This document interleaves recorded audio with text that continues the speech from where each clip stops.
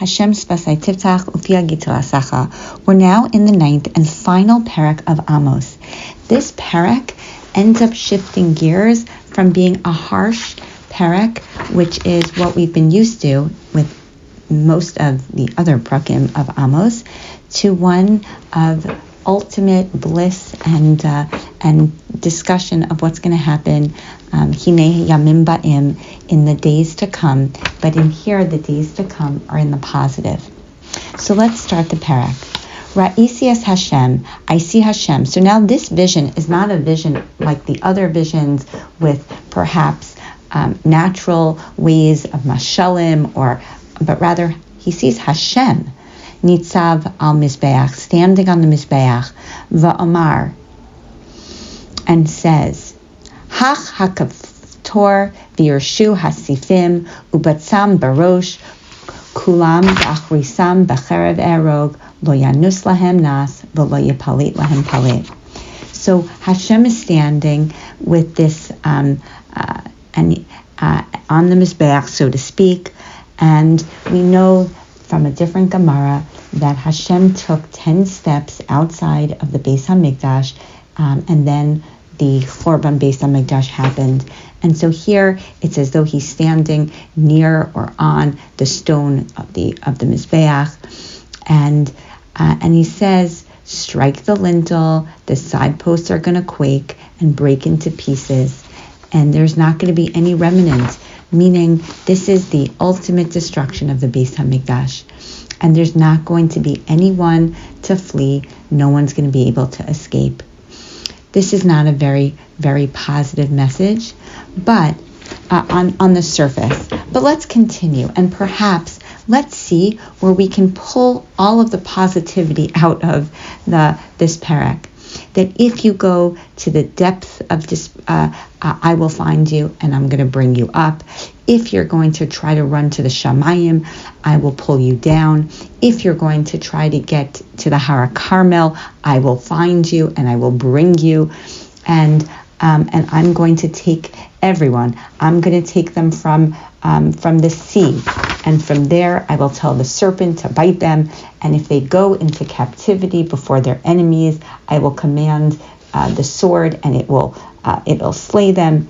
And I will place my eye for the good, for the evil, and not for the good.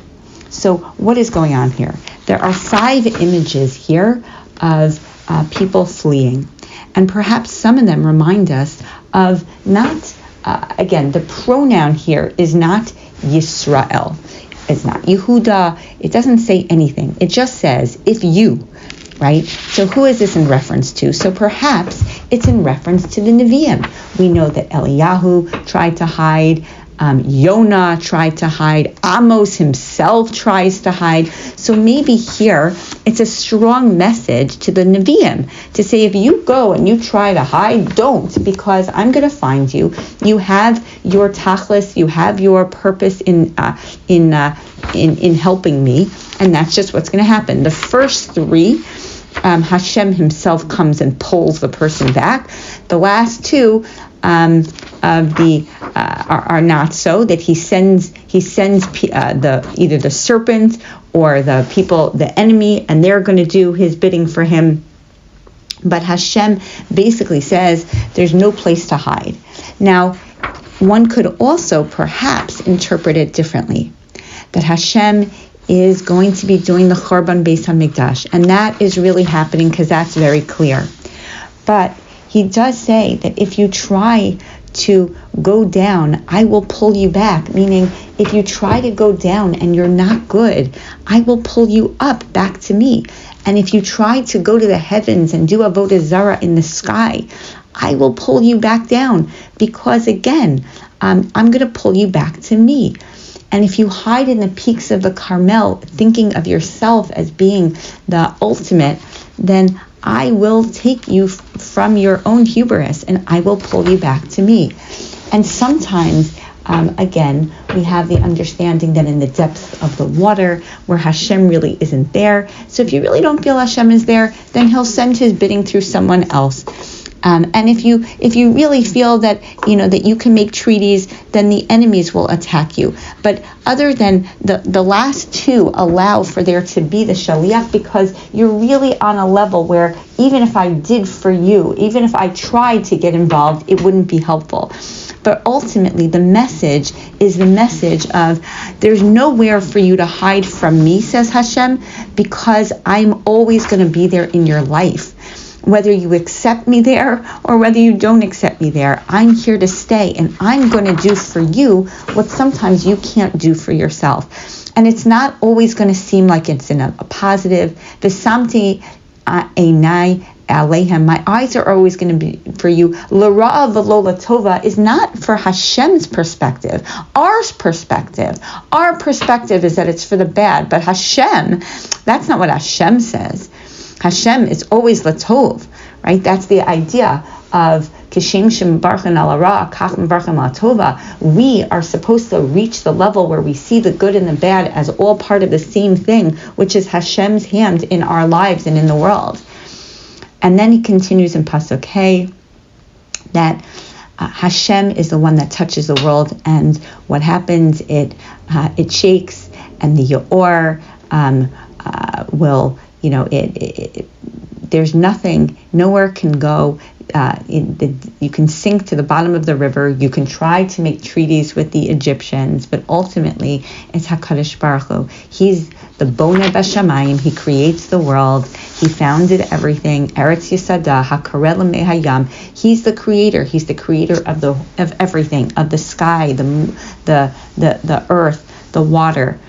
And now a very famous pasuk, V'halo kivnei kushim atem li. You are like the kushim. You are like the kushim. What? Bnei Israel, really? So now we have a stronger reference to the Bnei Israel. They are like the kushim. We know the kushim in the time of Noach. These are the dark-skinned people. What is this? So perhaps it's representing that you are always going to be noted. Wherever you go, you're going to be a Jew. Whether you think that you are or that you feel like you could hide, you can't. Just like you can't hide from me, you can't hide from your own identity, Bnei Israel. You're going to be kushim. You're always going to be identifiable as Jews. You could try the baseball cap thing, but it's not going to work.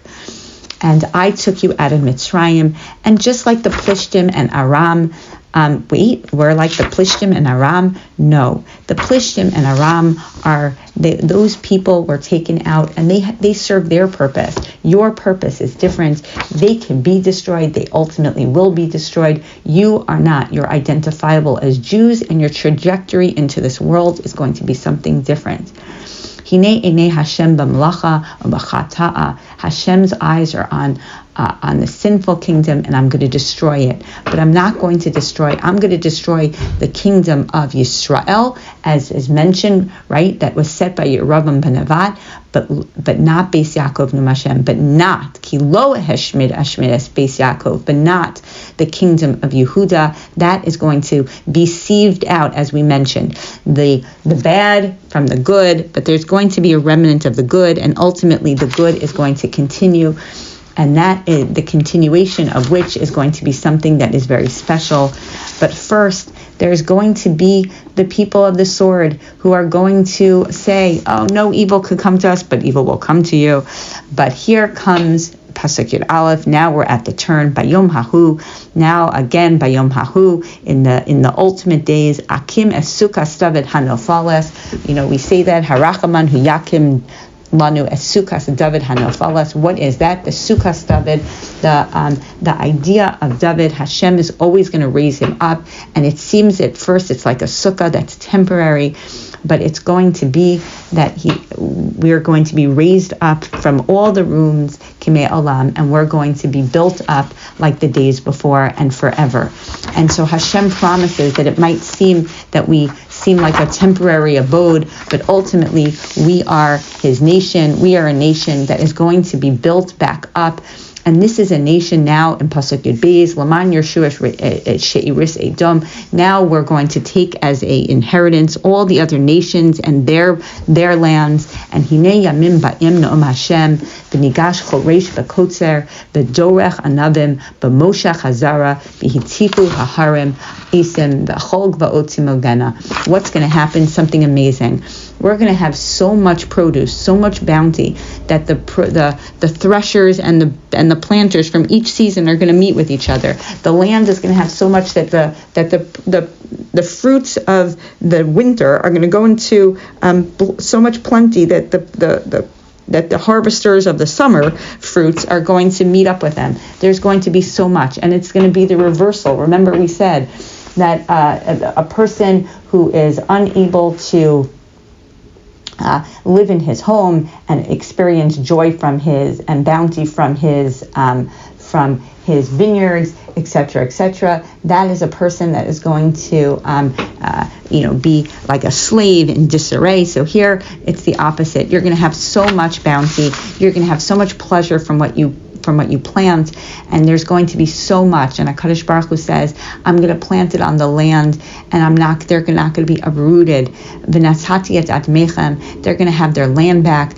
and they're not going to be uprooted, because Hashem says, I gave it to them. I want them to have it. They're going to have a land back. They're going to have so much produce. They're going to have everything, their name, their reputation, everything is going to come back. And so we end in a positive.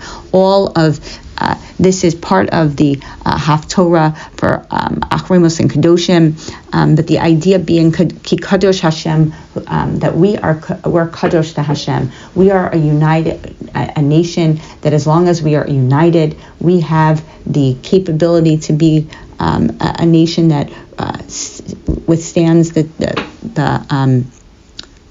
testament of all of the time and the effort that HaKadosh Baruch Hu puts into us is for something. And whether we like it or not, Hashem will bring us back, and He will continue to do so with love and dedication to us. We do have to return, but Hashem will help us by perhaps pulling us back from the depth of the despair that we create for ourselves, and in that way we end a positive note. Chazak, chazak, v'netz chazik. We have finished Sefer Amos.